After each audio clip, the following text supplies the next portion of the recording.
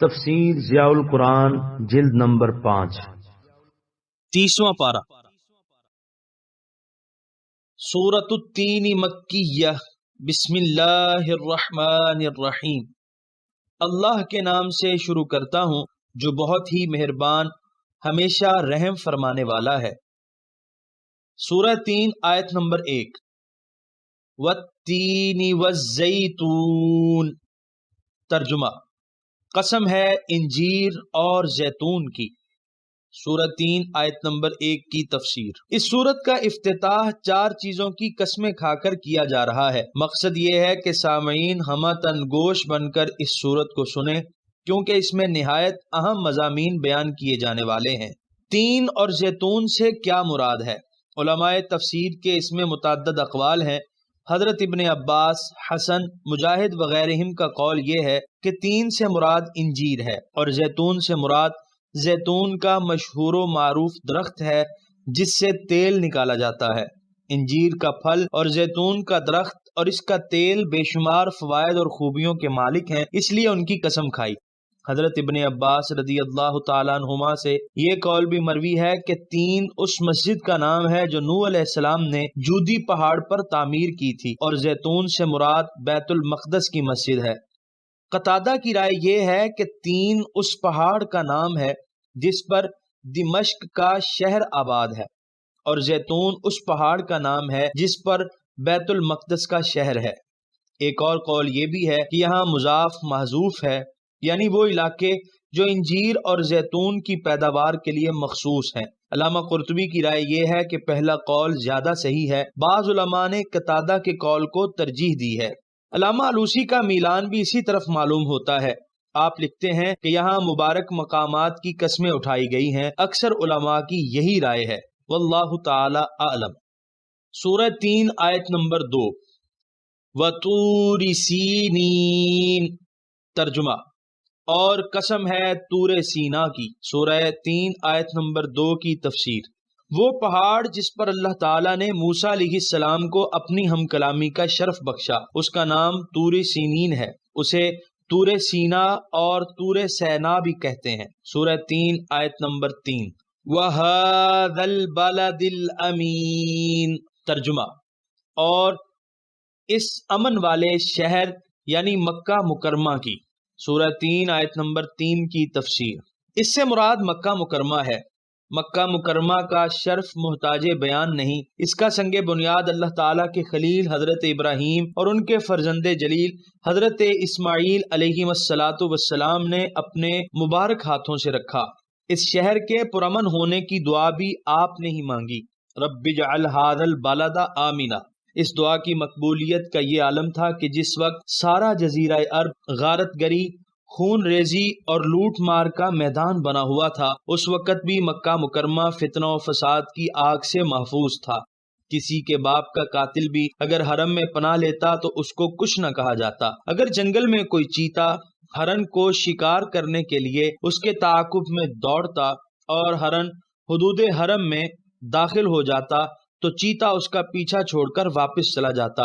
یہاں کے درختوں اور گھاس وغیرہ کو بھی کوئی نہیں کاٹتا تھا۔ کعبہ مقدسہ کی تعمیر سے اس شہر کو مزید شرف نصیب ہوا۔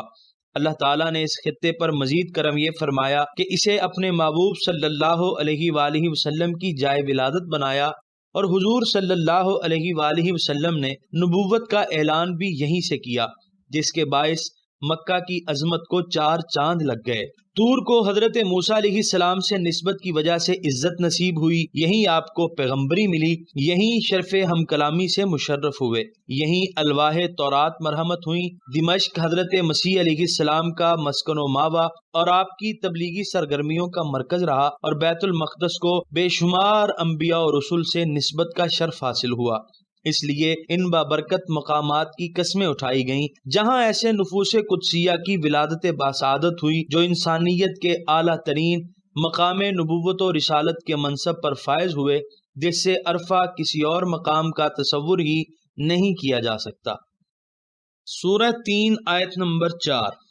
لَقَدْ خَلَقْنَا الْإِنسَانَ فِي أَحْسَنِ تَقْوِيمٍ۔ ترجمہ: بے شک ہم نے انسان کو پیدا کیا ہے عقل و شکل کے اعتبار سے بہترین اعتدال پر۔ سورہ 3 آیت نمبر 4 کی تفسیر۔ یہ جواب قسم ہے، یعنی ہم نے انسان کو شکل و صورت، قد و قامت، عقلی و ذہنی قوتوں، قلبی و روحانی بہترین صلاحیتوں سے متصف کر کے پیدا فرمایا ہے۔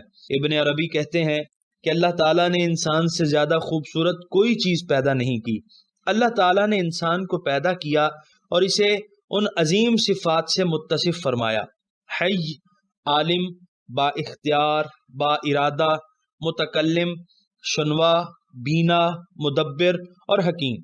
اگر انسان کو بنظر غائر دیکھا جائے تو یہ حقیقت روز روشن کی طرح واضح ہو جاتی ہے کہ سوری اور مانوی حسن و کمال میں کوئی چیز بھی انسان کی ہمسری کا دعویٰ نہیں کر سکتی۔ گراں قیمت حیوان، زور آور جانور، درندے، پرندے، ہوائی اور آبی مخلوقات سب کی سب انسان کے سامنے سرفگندہ ہے اور اس کے حکم سے سرتابی کی جرت نہیں کر سکتی۔ گرانڈیل ہاتھی سے ایک فیل بان جس طرح چاہتا ہے کام لیتا ہے۔ 6-7 سال کا بچہ اونٹوں کی ایک قطار کو جدھر چاہتا ہے لے کر چلا جاتا ہے۔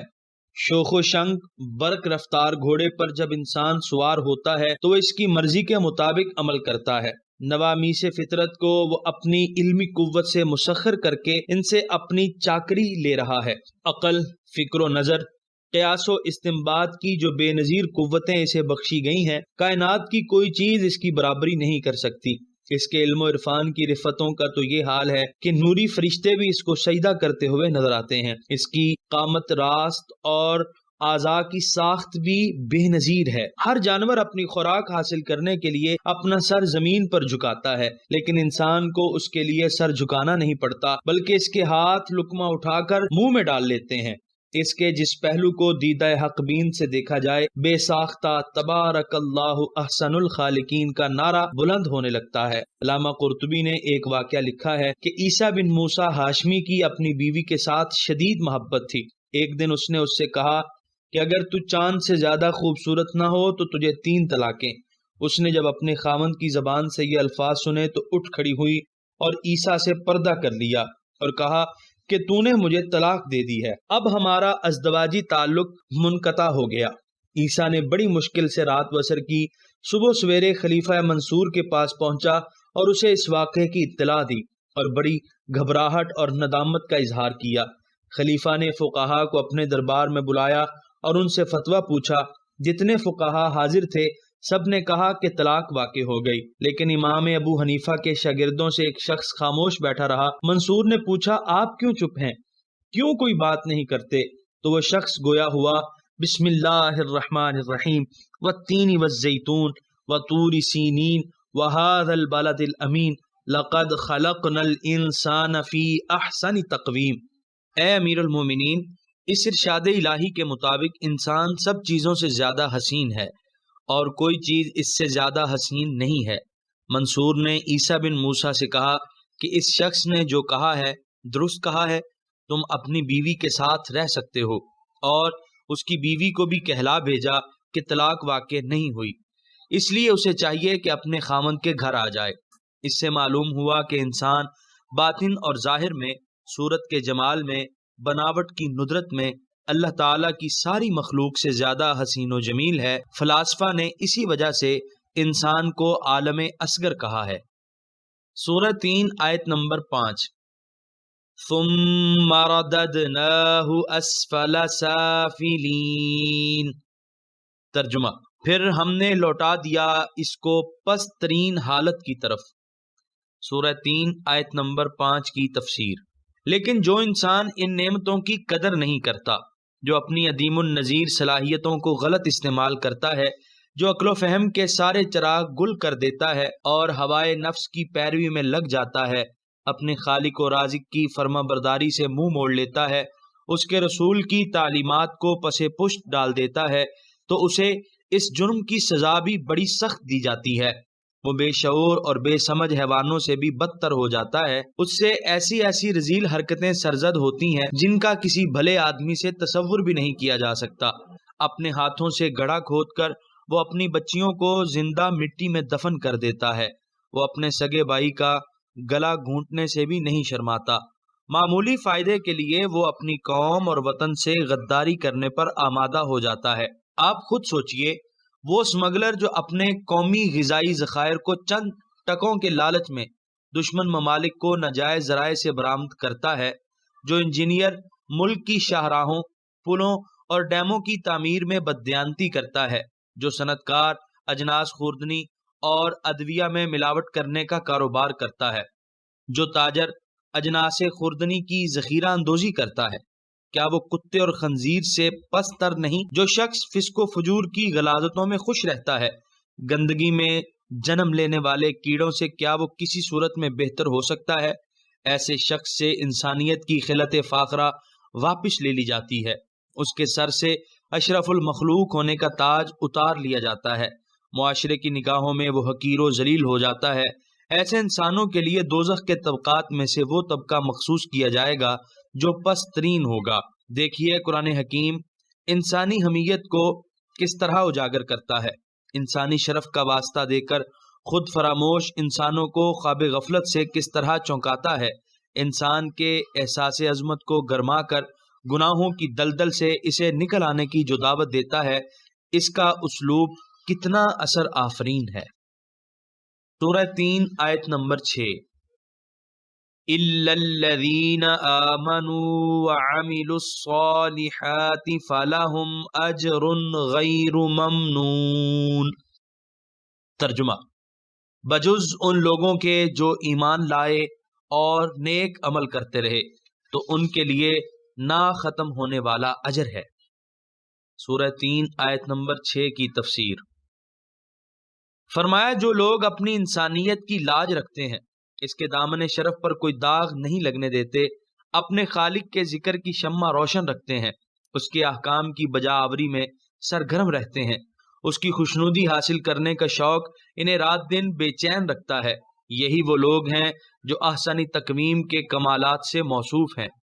ان کو ہی اللہ تعالیٰ ایسا اجر دے گا جو کبھی منقطع نہ ہوگا۔ جب تک وہ اس دنیا میں زندہ رہیں گے ان پر ان کے رب کی رحمت نازل ہوتی رہے گی۔ جب یہاں سے رخت سفر باندھنے لگیں گے تو انہیں ارجعی الی ربک راضیۃ مرضیہ کی نوید جاں فضا سنائی جائے گی۔ جب قیامت کے دن قبروں سے اٹھیں گے تو لا خوف علیہم ولا ہم یحزنون کی شان ان کے چہروں سے ظاہر ہو رہی ہوگی، اور جب فردوس بری میں قدم رکھیں گے تو سلام قولا من رب الرحیم سے ان کا استقبال کیا جائے گا۔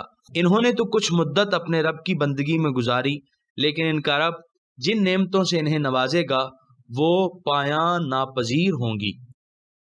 سورہ 3 آیت نمبر 7، فما یکذبک بعد بالدین۔ ترجمہ: پس کون جھٹلا سکتا ہے آپ کو اس کے بعد جزا و سزا کے معاملے میں۔ سورہ 3 آیت نمبر 7 کی تفسیر۔ اس آیت کے کئی مفہوم بیان کیے گئے ہیں، ان میں سے مجھے وہ مفہوم زیادہ پسند ہے جو علامہ قرطبی نے قتادہ اور فرا سے نقل کیا ہے، یعنی قیامت کے برپا ہونے اور اس روز نیک و بد کو جزا و سزا کا جو نظریہ آپ نے پیش کیا ہے، کون عقل مند اس کی تکذیب کر سکتا ہے؟ یہ کہنے کی جرت کس میں ہے کہ جس شخص نے ساری عمر احکام الہی کی بجا آوری میں گزاری، جس نے اپنے آرام و آسائش کو بنی نوع انسان کے آرام و آسائش کے لیے وقف کر دیا، جس نے نور حق پھیلانے میں اپنی ساری کوششیں صرف کر دیں، اس کو اس کی عمر بھر کی سعی پیہم کا کوئی اجر نہ ملے، اور جو اپنے کرتوتوں کے باعث اسفل السافلین تک پہنچا اس کو کوئی سزا نہ ملے۔ سورہ 3 آیت نمبر 8۔ الیس اللہ باحکم الحاکمین۔ ترجمہ: کیا نہیں ہے اللہ تعالی سب حاکموں سے بڑا حاکم؟ سورہ 3 آیت نمبر 8 کی تفسیر۔ اگر کسی چھوٹے سے خطے کا کوئی حاکم ہو تو تم اس سے عدل و انصاف کی توقع رکھتے ہو، اگر وہ ظلم و ستم پر اتر آئے تو تم اس سے نفرت کرنے لگتے ہو، اور اگر حالات اجازت دیں تو اس کا تاج و تخت بھی چھین لیتے ہو۔ خود ہی بتاؤ کہ اللہ تعالیٰ سے بڑا حاکم اور کون ہے؟ اس کی حکومت سے بڑی حکومت کس کی ہے؟ اس کی مملکت سے وسیع مملکت کہاں ہے؟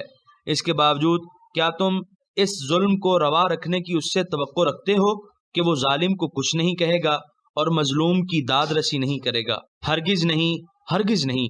حضرت ابو ہریرہ رضی اللہ تعالیٰ عنہ روایت کرتے ہیں کہ رسول اللہ صلی اللہ علیہ وسلم نے فرمایا کہ جب تم اس سورت کی تلاوت ختم کرو تو کہو بلا وانا علی ذالک من الشاہدین۔ کبھی حضور صلی اللہ علیہ وآلہ وسلم اس کی تلاوت کے بعد فرماتے سبحانک فبلا فاطر السماوات والارض انت ولی فی الدنیا والآخرہ توفنی مسلما والحقنی بالصالحین والصلاة والسلام علی رحمت للعالمین وعلی آلہ وصحبہ اجمعین۔ یہاں پر سورہ 3 مکمل ہوئی اور یہاں پر 30ویں پارے کا 20واں رکوع مکمل ہوا۔